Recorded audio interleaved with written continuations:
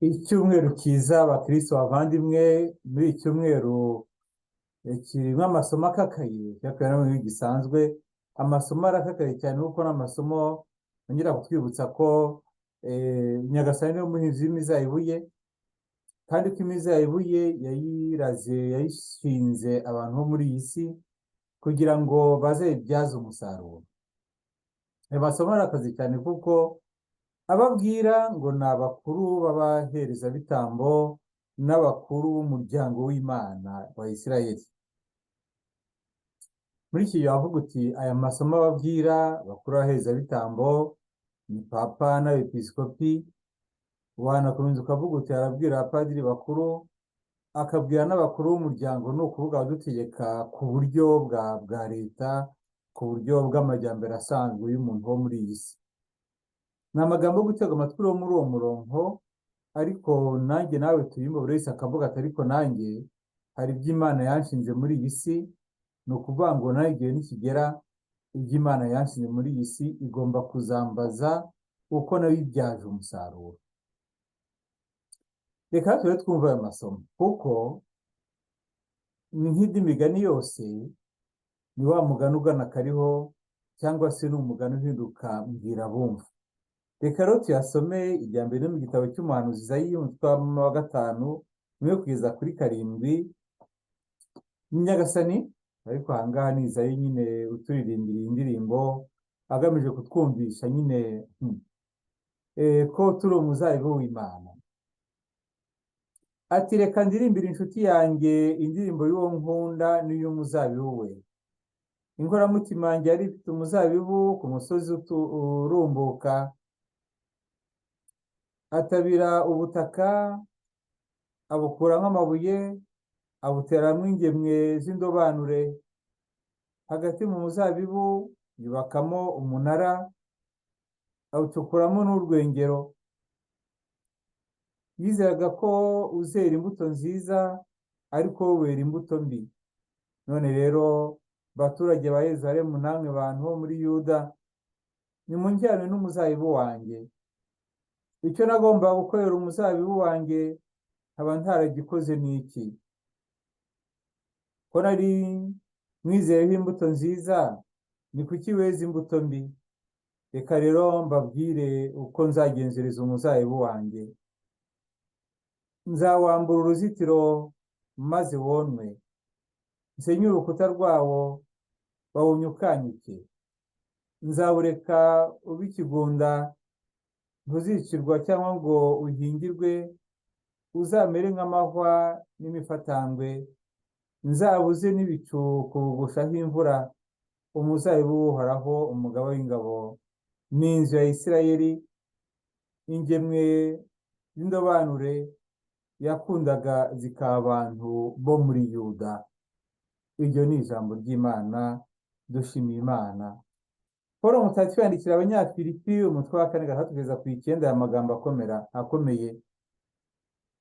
Ati bavandimwe, ntimugire ikibahagarika umutima, ahubwo nimumenyeshe Imana icyo mukeneye cyose, muyisenga muyinginga munayishimira, maze amahoro y'Imana arenze icyitwa ubwenge cyose aho ari mu mitima no mu bitekerezo byanyu muri Kristo Yezu. Ahasigaye bavandimwe, icyitwa icy'ukuri cyose, kimwe n'igikwiye kubahwa, igitunganye, ikitagira inenge, n'igikwiye gukundwa no kuratwa, mbese icyitwa ingeso nziza cyose kandi gikwiye ishimwe, aba ari cyo muharanira. Ibyo nabigishije kandi mwemeye, ibyo mwanyumvanye kandi mwambonanye, mujye mubikora, maze Imana y'amahoro izabane namwe. Iryo ni ijambo ry'Imana, dushimiye Imana. Ivanjiri rero Nyagasani Yezu twibwirira ni kwa Matayo 23:23. Aragira ati muri icyo gihe Yezu yabwiye abatware b'abaherezabitambo n'abakuru b'umuryango ati nimwumve undi mugani. Habayeho umuntu wari ufite umurima, ahinga nk'imizabibu, awuzengurutsa uruzitiro, acukuramo urwengero, yubakamo n'umunara w'abarinzi, awatira abahinzi, maze yigira mu rugendo. Igihe cy'isarura cyegereje, atuma abagaragu be ku bahinzi kugira ngo bahabwe icyatamurima. Ariko abahinzi bafata abagaragu be, umwe baramukubita, undi baramwica, undi bamutera amabuye. Nuko arongera yohereza abandi bagaragu baruta aba mbere ubwinshi, nabo bagenzerezwa batyo. Hanyuma abatumaho umwana we yibwira ati, umwana wanjye we ntacyo bazamutwara. Ariko abahinzi babonye umwana we, barabwirana bati, dore uzamuzungura, nimuze tumwice, maze tuzazungure ibye. Nuko baramufata, bamwigiza hirya y'imizabibu, baramwica. Aho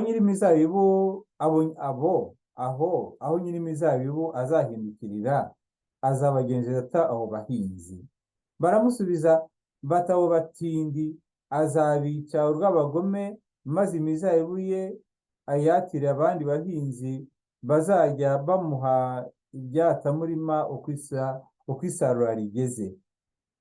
Nuko Yesu arababwira ati, ntimwigeze musoma mu byanditswe ngo ibuye ryajugunywe n'abubatsi ryabaye insanganyarukuta? Icyo gikorwa cya Nyagasani cyatubereye igitangaza. Nicyo gituma abwira nti, ingoma y'Imana muzayinyagwa, maze ihabwe ihanga rizayibyaza imbuto. Ayo ni amagambo y'Ivanjili ntagatifu, aragasingizwa Kristo. Navuze rero ni amagambo atyaye koko, ko bakristo bavandimwe, uyu mugani w'abahinzi b'abicanyi ntabwo ari wo mugani ushobora guterura wenda muri nko mu isakamento rya mariage ushingira abantu, ntiwawuterura ugiye gukoresha umwiherero. Ntabwo ari umugani washyira imbere ugamije gusobanurira abantu iby'ijambo ry'Imana, cyane cyane ko uburyo utangira n'uburyo urangira bigaragaza nyine ko Yezu koko yari mu minsi ya nyuma. Ariko kutawutindaho ukaba ari ukwibeshya, kubera kuko mu byumvise uyu mugani w'aba bahinzi b'abicanyi ufatira kuriya murima w'umuzabibu twumvise mu gitabo cy'umuhanuzi Izayi, kuriya mutwe wa 5 rimwe kugeza kuri 7. Umuntu wari ufite umuzabibu akawitaho uko ashoboye kose, ariko aho kumwerera ibyiza ukamwerera ibitovu. Mu Ivanjili rero wa muzabibu si yo kibazo, ahubwo ikibazo ni abahinzi bawusigiye. Aho niho Yezu aganisha imitekerereze yacu. Mu Isezerano rya kera, Imana yise ku muzabibu irawuhinga, igira ate umuzabibu nyine uko tumvise iriya somo rya mbere rirangira, ni umuryango w'Imana ari wo Isirayeli. Noneho muri iri somo ry'Ivanjili, Yezu we arabitubwira ati, ikibazo nta nubwo ari umuzabibu. Umuzabibu witaweho n'Imana ubwayo, ariko n'uwo muzabibu ufite abo washinzwe. Yezu igihe avuga aya magambo, Abayahudi yabwiraga cyane cyane ko bari abakuru b'abaherezabitambo n'abakuru b'umuryango w'Imana. Bamwe yabwiraga abashinzwe iby'iyobokamana n'abashinzwe iby'ubuyobozi busanzwe, bahitaga bumva icyo avuze, kuko bari bazi ko umuzabibu ushushanya ingoma y'Imana, ushushanya nyine umuryango wa Isirayeli. Bari bazi kandi ko uruzitiro bari bazi neza ko ikintu Imana yarindishe cyangwa se yazitije umuryango wayo ari amategeko yayo. Kubaha amategeko y'Imana, wayagenderamo ukaguma muri rwa ruzitiro umeze neza, waca ku ruhande rwa ruzitiro bakujomba, kubera ko baga baciye kure y'amategeko y'Imana. Ngo acukuramo urwengero, yubakamo n'umunara w'abarinzi. Urwengero mu muryango w'Imana bari bazi ko ari ingoro y'Imana, aho bagomba guhurira bagasenga, bakahatura n'ibitambo, byose bakabikora ku buryo bunoze. Umunara w'abarinzi bari bazi neza ko ari ijambo ry'Imana, ko ryo rigomba kuburira umuryango w'Imana nyine, ryo rigomba gutuma abantu bamenya icyo bagomba gukora. Bakaba bazi ko wa munara w'umurinzi, rya jambo ry'Imana rigomba kureba niba nta byonnyi biri kuza kubangamira ijambo ry'Imana. Byo ni ibintu bikomeye cyane. Amategeko y'Imana nk'uruzitiro Imana yarindishije umuryango wayo. Ingoro y'Imana ivuga ngo gusenga, abantu bahurira bagasenga, bagasingiza Imana ko nk'aho ari urwengero ruri hagati rwose mu muryango wayo. Noneho n'umunara w'abarinzi, ariryo rya jambo ry'Imana usoma, yakubwira ati nyamara ugiye gukora n'ishyano, cyangwa komeza ukora ibyo ugiye gukora, kuko ibyo ugiye gukora ni byiza binyuze Imana. Ikibazo rero gikurikiraho, Imana imaze gutegura umuryango wayo gutyo, iwushinga abakuru b'uwo muryango, aribo bahinzi, bagomba gukora ku buryo umuryango w'Imana ukomera ku mategeko y'Imana, umuryango w'Imana ugakomera ku isengesho rimurikiwe n'ukuri, rimurikiwe n'ibitambo by'ukuri. Uwo murima y'umuryango w'Imana ugakomera ku ijambo ry'Imana, kugira ngo umenye icyo ugomba gukora. Ikibazo ni uko ba bandi bashinzwe bya bindi, aho kugira ngo basobanurire umuryango wabo icyo bagomba gukora, ahubwo bagize batyo baravuga ati ibi ngibi bibaye ibyacu. Ibyari umurima w'Imana uhinze nk'umuzabibu w'Imana ni ibyacu, arago uzaza kutubaza icyatamurimo, arago uzaza kutubwira ngo hari ibyo twakodesheje, noneho ngaho twishyura. Rero havutse ikibazo, ese Imana ishobora kuza kutubaza umusaruro ku byo yadushinze? Dukomeze gatariko, ayo Imana yatumye bose byagenze biti? Abakubiswe, abirukankijwe, abishwe, noneho ngo biza kujyana no kohereza umwana wayo. Umwana wayo nawe avuga tugize Imana, noneho cya kindi cyari umurage nako cyari intizo, akaba rero wari ubigenewe nk'umurage, reka naho tumurangize. Nitumara kumurangiza byose biraba ibyacu. Aya magambo yeza ari kuvuga, aravuga ahereye ku muryango wa Isiraheli. Uwo muryango wahaye ibintu byose, Imana iwukorera byose. Noneho abakuru b'umuryango bashyizweho, aho kugira ngo bakore bumva ko bari mu murimo w'Imana, ahubwo bakumva ko byose ari ibyabo. Uje kubabwira w'umuhanuzi nyabune muri gutandukira, akaba arapfuye.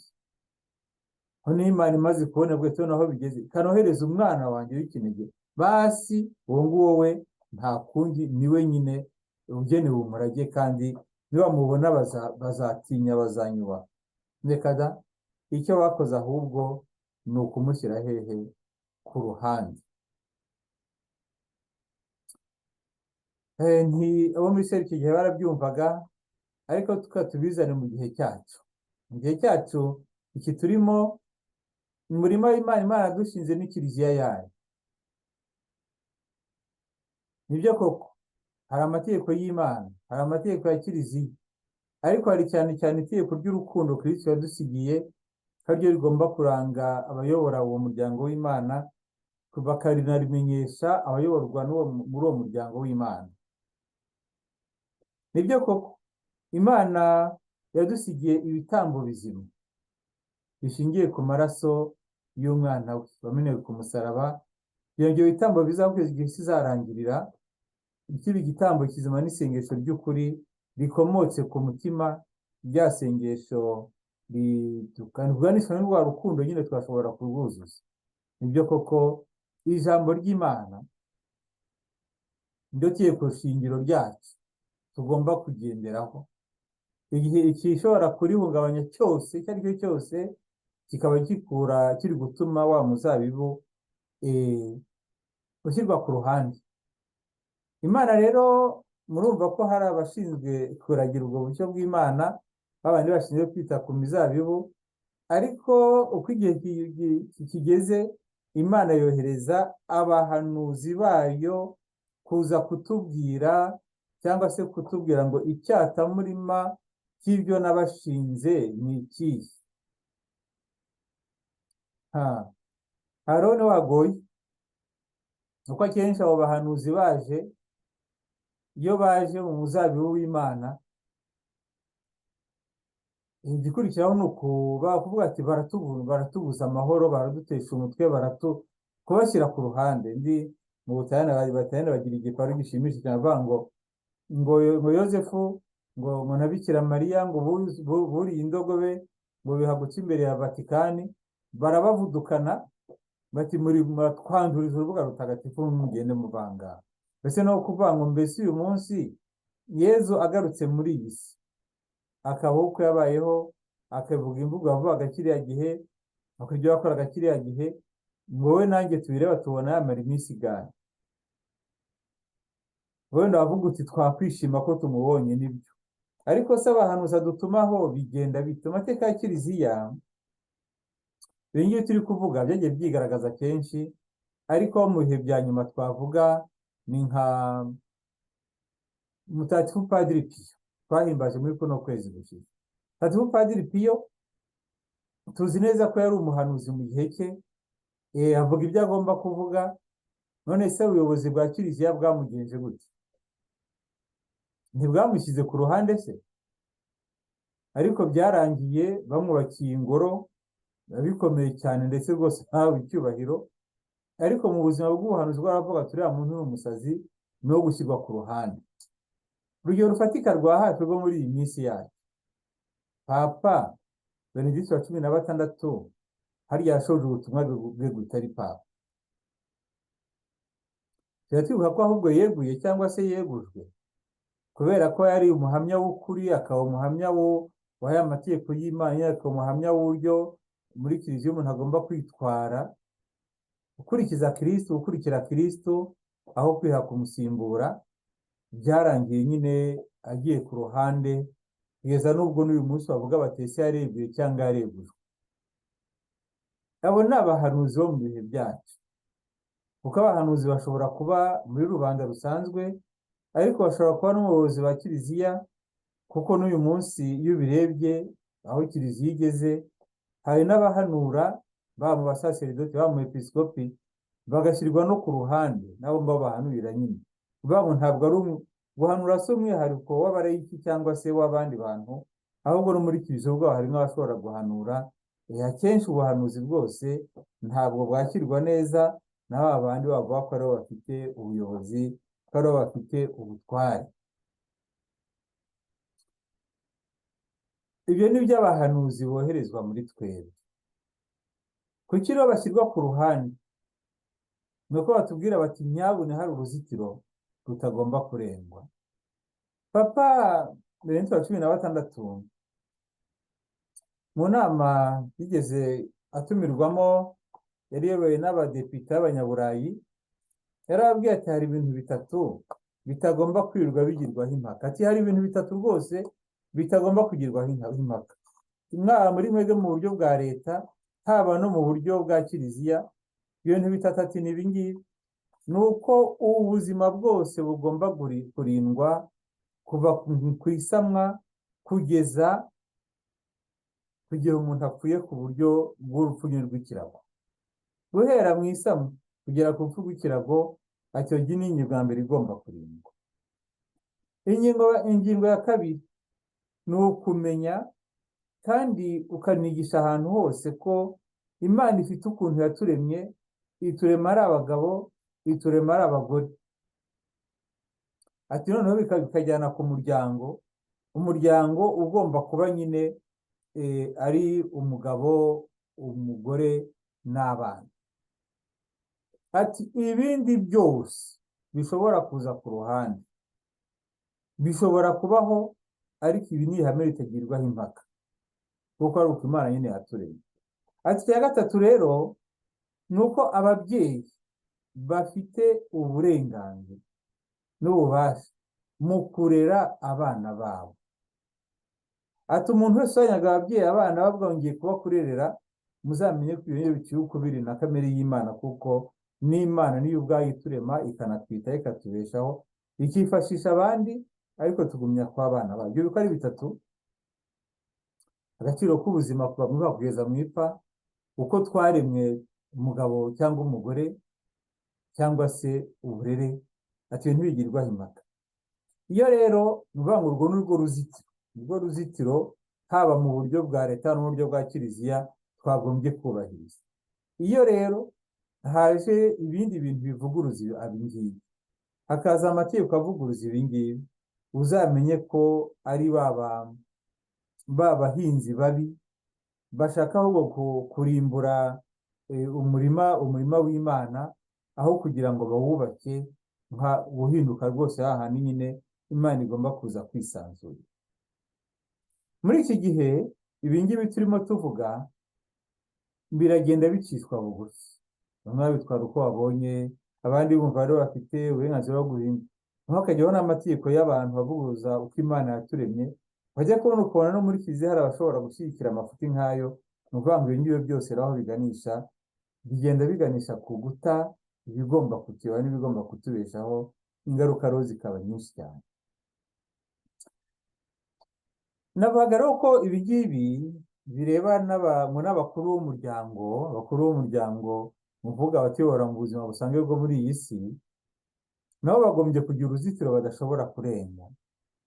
Bagomba kugira umuvure bagomba kubaha, abantu batubaha Imana, abantu barwanya abasenga, abantu bakuraho Imana, cyangwa se abantu bajya gushakira mu tugirwamana tundi ibintu bishobora kubabeshaho, ntabwo baba bashobora kuyobora umuryango w'Imana.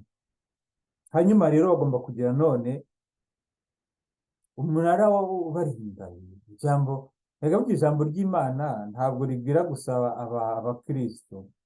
Ijambo ry'Imana iyo usomye nawe ubwawe urarama ukanaramba, kubera ko ijambo ry'Imana ryifitemo ububasha. Ariko ku bijyana no mu buyobozi busanzwe bwa leta, hari n'ijambo nyine uba warabwiye abaturage uyobora. Iryo jambo wababwiye niyo utaryubahirije, nyine uba ubaye nyine wa munyamuzabibu w'umwicanyi. Noneho iyo abahanuzi bagutumweho baturutse ku Mana bakaza kukubwira, ukumva icyo ugomba gukora ari ukubahitana, birumvikana nyine ko nawe nyine ntaho ubutaniye na bariya bari mu muzabibu w'Imana, nabo aho kugira ngo bakurikize icyo Imana ibabwira, ahubwo bigendera bakakurikiza amabwiriza yabo bwite. Rero hari uwo mwana w'Imana, ngo umwana wa nyir'imizabibu woherejwe, bati tugize Imana noneho turamubonye, reka tumwirenze, noneho byose bihinduka ibyatsi. Igishuko rero gihoraho muri iyi si turimo kino gihe. Abantu benshi baravuga bati Imana ntibaho, na Yezu ntiyigeze aba Imana, niba yanabayeho cyangwa ndetse n'umugana hari ntiyanabayeho. Noneho tugakoresha amategeko n'imibereho igaragaza ko tugenda twica Imana mu buzima bwacu, kwica ugushaka kw'Imana mu buzima bwacu. Iyo nta ndangagaciro n'imwe, ndavuga valeur, zigomba kutuyobora, ukabona abantu bariho bibereho nk'ibisimba, ni ukuvuga ngo mu by'ukuri tuba turi aho nyine nk'abantu, ariko tugenda twica Imana. Ni kangahe se uvuga uti amategeko y'Imana anakomeye wayakuraho byikorera ibyo nishakiye? Ni kangahe se ukabona nk'abantu nyine bagenda babaho birengagiza Imana rwose, noneho hajya n'ababwira Imana bakica amatwi. Ibyo muzajya mubibona iyo kuri izi za YouTube n'ibindi byose dukora, ibona hajya hakavuga ibintu by'ibitantambaka bidafite agaciro, muzarebe ababireba uko baba bangana. Iyo umuntu agiye hakavuga ibintu by'ibinyoma ku mugaragaro, muzarebe ababireba uburyo baba bangana. Umuntu akajya hakavuga ibintu by'ibishenzi ku mugaragaro, muzarebe amaviews abona. Ariko ijambo ry'Imana kubera ko ritubwira guhinduka, rikatubwira guca kuri ibyo byose tukabihunga tukabigendera kure, niyo mpamvu muzabona ko ntabwo ariyo macenazi cyangwa se ntabwo ariyo miyoboro y'itangazamakuru izagira benshi, kereka yaranone abahanura b'inyoma babandi babeshya abantu, aho kubabwira ati hazabaho igihe Imana izaza kuvangura, bakajya birirwa bavuga ati Imana iraguha indege, iraguha imodoka, iraguha viza, iraguha ibiki n'ibiki. Abo ngabo bazagira bareba cyane, kubera ko bagendera ku marangamutima y'abantu aho kugendera ku kuri kw'ivanjiri. nugendera ku kuri kw'ivanjiri ukabwirwa uhuye n'ivanjiri abantu bazabigendera kure. Nguko rero kugenda twica Imana, umwana w'Imana, kwa kundi yapfiriye ku musaraba, nawe n'ukuntu tugenda tumwica gahoro gahoro iyo tutifuza kumva ijambo rye, cyangwa tudashobora kumva intumwa dutumaho, cyangwa tuvuga ati ijambo ry'Imana ryayo rivuyeho tukikorera icyo twishakiye. Ariko iyi vanjiri n'ubwo bwose iri nk'amagambo akakaye, irimo n'ihumure ridasanzwe. Dore uburyo irangiza rero. Yesu atese abo bantu nyir'imizabibu naza azabagenza ate? Bo bati azabafata abarimbagura, abo bagoma, abo bicanyi, abo batindi, abarangize umuzabibu maze awihera abandi bashobora kumuha ko azawubyaza umusaruro. Yesu rero agiye kubasubiza ntabwo yabasubiza uko babitekereza. Oya, ntabwo Imana ishobora kuza kurimbura, ntabwo Imana izarimbagura abantu, ntabwo izatemagura abantu, ntabwo izagira gute na gute. Ahubwo aratubwira ngo iyi ngoma y'Imana muzayinyagwa, maze ihabwe ihanga izayibyaza imbuto. Mwigeze avuga hambere n'ubundi ati naho mutasenga Imana, aya mabuye mu ruzi ngaya Imana yabyutsamwo abana ba Aburahamu. Ntabwo Imana izaza kurimbura, icyakora itanga isomo. Gukora ku buryo wa muzabibu muri gupfusha ubusa ushingwa abandi. Iyo bavuze ngo kiliziya ziragenda zikingwa, ibyo uvuga utari kugira impamvu ni ibihe. Aho saba barya abahinzi b'imizabibu bahinze nabi. Iyo bavuze bati nyamara abahoze ari abakristo bwimukiye ahandi, bagombye kubyibaza. Ariko banavuga bati ariko n'aya madini nayo agenda dutwara abayoboke, bagombye nabyo kubyibaza. Aho twabaye abakuru b'umuryango nyabo, aho twabaye twari abaherezabitambo nyabo, ku buryo dukomera kuri rya jambo ry'uwashinze kiliziya ye, yagumye kuba koko umunara w'abarinzi isi yose igomba kureberaho.